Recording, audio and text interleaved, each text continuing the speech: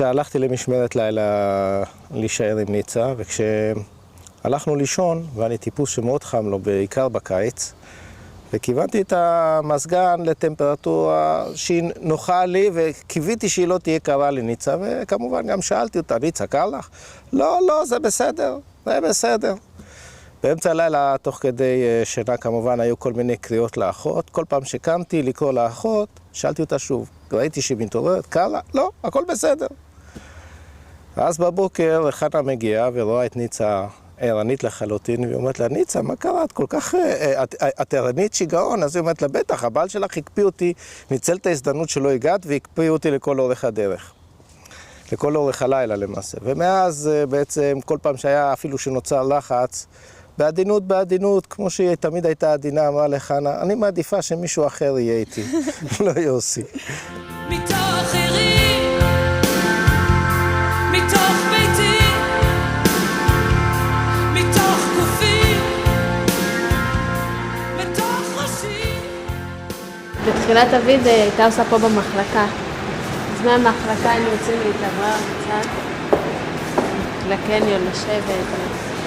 הייתי מראה לה סתם חולצות, בגדים, מה לקחת, לא, רק להתעברר לצאת. זה היה המקום היחידי פחות פה יד ביד.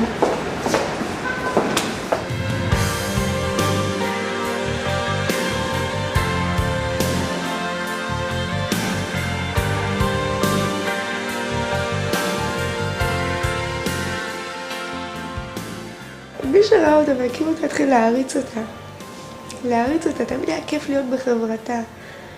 היא מצחיקה, היא מדברת, היא מייעצת, בחורה עם ראש על הכתפיים, זורמת. כשהתחלתי לבוא לתל השומר, לטיפולים וכל מיני כאלה, הייתי רואה אותה כל הזמן. נצא עם חיוך, עם בנדנה, היינו יושבות, מדברות, צוחקות, טלפונים, ואז הקשר ממש התהדק. סיימנו טיפולים פחות או יותר ביחד. ואחר כך נסענו לטיול בכרתים ביחד דרך המחלקה. באוקטובר 2004, כבר היה לנו שיער קצוץ כזה, הבאנו ג'לים, כל סוגי הג'לים. כל יום היינו מתקלחות, שמו ג'לים, נסות את כל החומרים האפשריים בשיער. הייתה חברה טובה. לשבת, לדבר איתה, להתייעץ איתה. לשתף אותה במה שעובר, במה שעבר. נושא של הקניות ולקנות מתנות לאחייניות שלה ולבנות של יובל. והטלפון שצמוד אליה. יובי, סבתא, שבת שלום, שבוע טוב. וכל כך אהבה את האחים שלה, את המשפחה שלה. את הבנות של יובל. כמה היא הייתה מדברת ומספרת עליהן, איזה בנות מקסימות, וכמה כיף לה שהן באות אליהן לבית, וכמה היא מפנקת אותן, וכמה הן אוהבות אותה. אבל היא תמיד הייתה אופטימית. כאילו לי זה לא יקרה, אין מצב למות, אין דבר כזה. אין את המילה הזאת בכלל בלקסיקון שלנו, אין דבר כזה. יש תקופה קשה שנעבור אותה. מה שמאוד אהבתי אצלה, מאוד, זה שבאמת, וזה די נדיר כשיש את המחלה הזאת, היא לא הייתה מתלוננת. מסתבר שבטיול האחרון היא סבלה כאבי תופת, והיא הייתה ממש מקטינה את זה ומצמצמת את זה. זאת אומרת, יש אנשים שהם מדבר קטן במחלה עושים ככה איזה דרמה ורוצים להיות המרכז והסנטר, אבל היא לא, ואיכשהו בגלל התכונה הזאת, הרבה אנשים רצו להיות לידה, כי היה משהו ממש נקי, בלי הרבה דרמות. וכשהייתי שואלת אותה, ניצוש, מה העניינים? היא הייתה אומרת, הכל בסדר. הכל בסדר. את נהנית באילת? כן.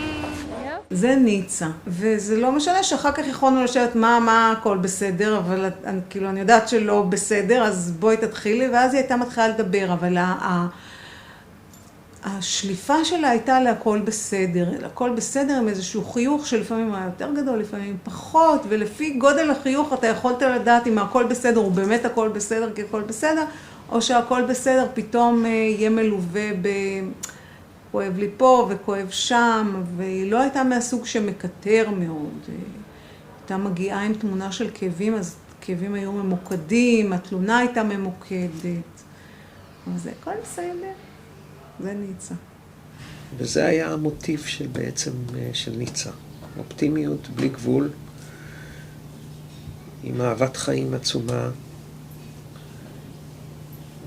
ועם הייתה בן אדם נחמד, היה נעים לראות אותה כאן. לא כל החולים שלנו נחמדים. בכלל, חולים שקשה להם, מטבע הדברים שהם יהיו ממורמרים, והם יוציאו את הכעס שלהם באיזשהו מקום. אז על המשפחה ועל החברים קשה נורא לעשות את זה, ועל הרופאים הרבה יותר קל, ואני אף פעם לא הרגשתי אצלה, לא כעס, ולא חרטה למה היא עשתה ככה או אחרת, ולא תהייה. תמיד מצאתי אמון מוחלט ושיתוף פעולה מלא. הייתה מבחינה זו פציינטית שהיה מאוד נעים לטפל בה, אפילו שהיה קשה. ניצי, מה את אומרת? אז הם היו צריכים להראות בסוף היום כמה ציף, לא היו לוקחים להם. לא רואים בסוף. יובל, אתה אוהב אותה אפילו? יכלו להגיע לטיפים ל-200-250. ניצה במשך כשנתיים הייתה נקייה לחלוטין. ואז באותה תקופה היא גם נסעה לחול, וגם יצרה קשר מאוד רציני עם יובל שהפך להיות בעלה לעתיד. ותוך כדי היא אמרה, אני רוצה ילד משלי. במהלך הבדיקות, כדי להביא ילד לעולם, התגלתה המחלה בפעם השנייה בעצם השכמה. ואז שוב ניתוח, ניקיון של כל האזור, ושוב סדרת טיפולים כימותרפיים מסוג אחר, כי לא חוזרים אף פעם על אותו טיפול. אחרי הפעם הרביעית שלחו אותה לעשות PET-CT לראות אם הטיפול באמת עוזר, וגילו שהטיפול לא עזר, וכבר יש גרורות בכל מיני מקומות. המון רחוק מצלצל, מבשרת בו הפרידה המתקרבת, מתוך עירי, מתוך ביתי, מתוך ראשי, מאהובי, החלו הפחדים להיעלם. בקטע של גילוי המחלה בראש כבר נשברתי גם. הבנתי שאנחנו לקראת הסוף, ומי שעודדה אותנו דווקא ניצה. היינו בחדר ניסים ויובל וגלית, ואני כבר לא זוכרת, היינו הרבה. ואז ניצה אמרה, רגע, מה קרה לכם? בואו, כולנו הולכים עכשיו לאכול במסעדה, והלכנו למסע קניות וישבנו במסעדה, ובאמת, היא כל הזמן ניסתה להוציא אותנו מהמצב של דיכאון. אסור היה להיות בדיכאון ליד ניצה. ואני חושבת שניצה פשוט הייתה ענקית. מבחינתי היא אדם מדהים, גיבורה אמיתית, מלאכית, עד הדקה ה-90.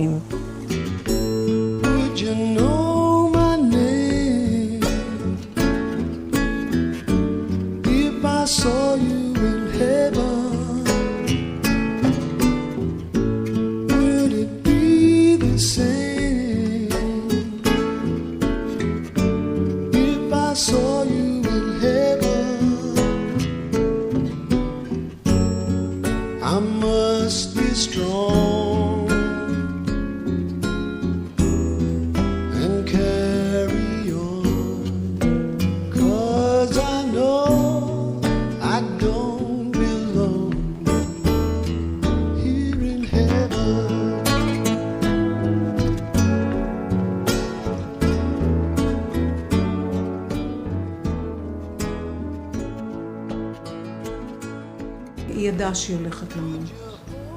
וזה היה, הסוף היה לא קל מהמקום הזה של הידיעה שלה והחששות. ואני חושבת שחששות, למרות שהיא הביעה גם את החשש שלה עצמה מהפרידה, היא יותר דאגה לאלה שישארו פה, זאת אומרת איך הם יתמודדו.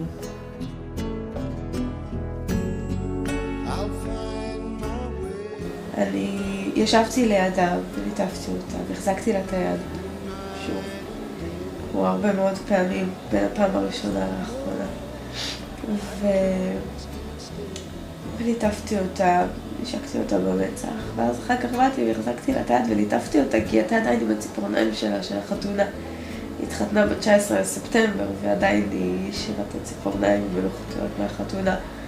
אז ליטפתי לה את האצבעות, כי כל הזמן צחקתי עליה שהיא מחזיקה את זה, וזה כבר חודשיים. אז היא אמרה לי, מה, אבל תראי, זה עדיין נראה יפה.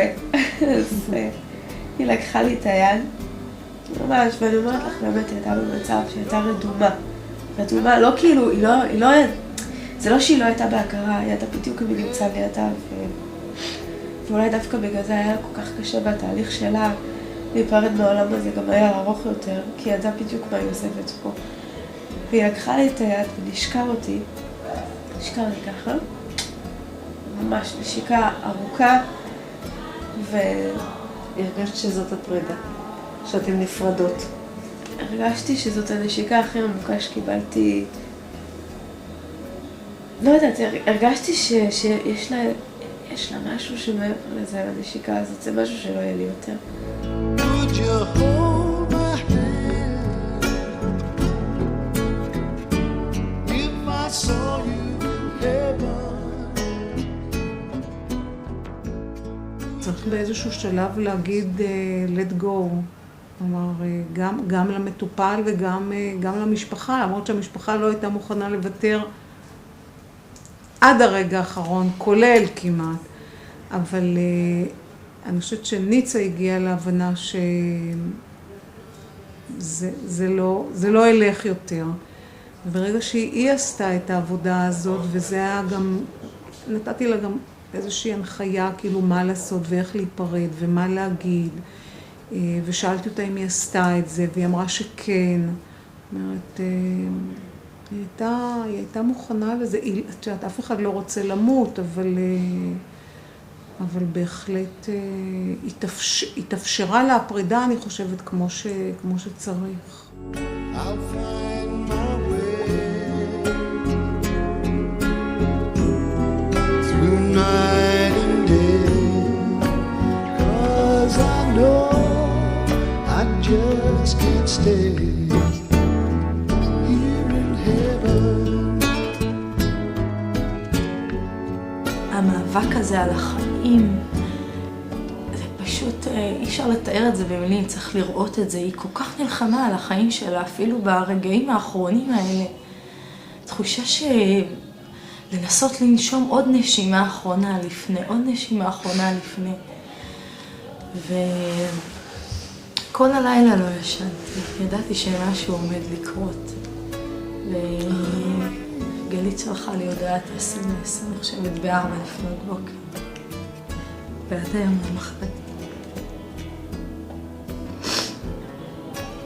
אני לא מוכן את זה. זה עדיין אצלי בטלפון. היינו לידה בעצם מיום שישי, הגענו לה לבית חולים, זה היה סוף שבוע שלא הגזנו.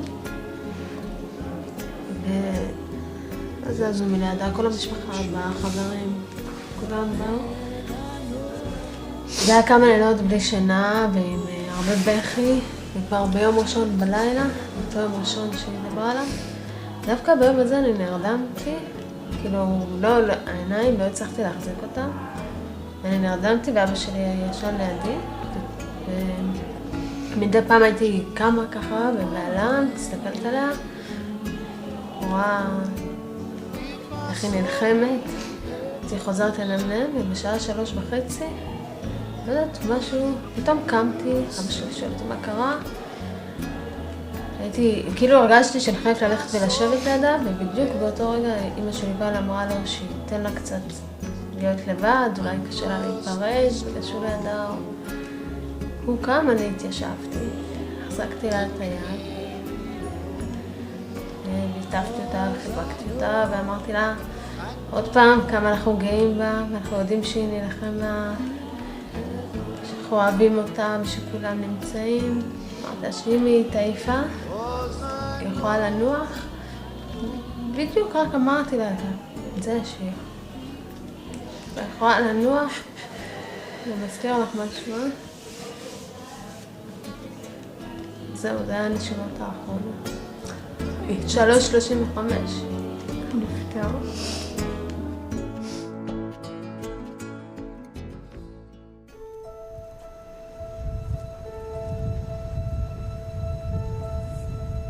מרגע המחלה שלה הרגשתי שזה יותר משהו שנוגע אליי והייתי יותר מעורב.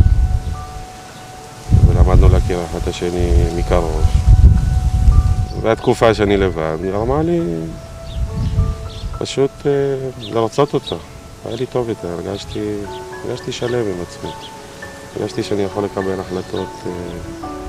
לא יודע, הרגשתי טוב, הרגשתי בריא, הרגשתי שלם.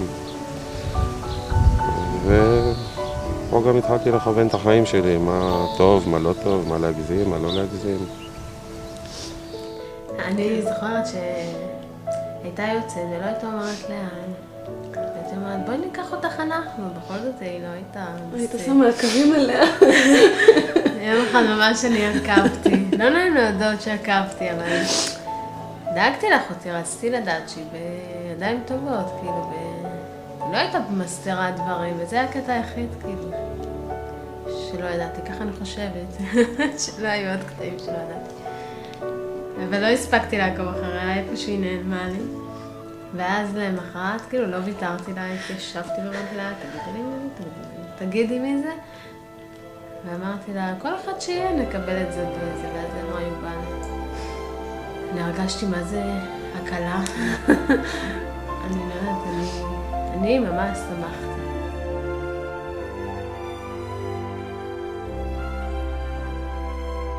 זה היה בחוף של, אני חושב שזה אולגה, אני לא יודע איך קוראים לחוף הזה, קרוב לקשתות. זה היה בערב. עמדנו והסתכלנו על הים, והייתי ככה, הייתי שנה אליי, אספר לך הכל. ואמרתי, אני רוצה להגיד לך משהו ואל תכעס.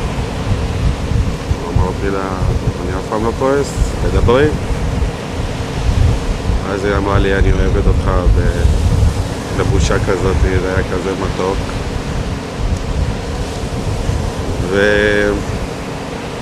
מה אני אגיד לך שקפצתי לשמיים משמחה? לא הראיתי לה. חיבקתי אותה ואמרתי לה שגם אני אוהב אותה.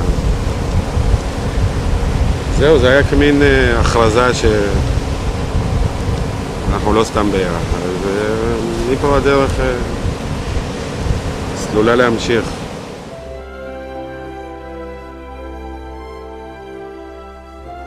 אנחנו התחלנו את החיים כשהיא מחלימה. היא מחלימה מהמחלה, ואני משלים עם המצב האישי שלי שלא היה קל לפרק בית, ואין לי הסדר נורמלי לראות את הילדים שלי. אני עובד במקום עבודה מטורף, וזה פשוט היה, לא יודע, אומרים שאני המתנה שלה, אני חושב שהיא הייתה המתנה שלי.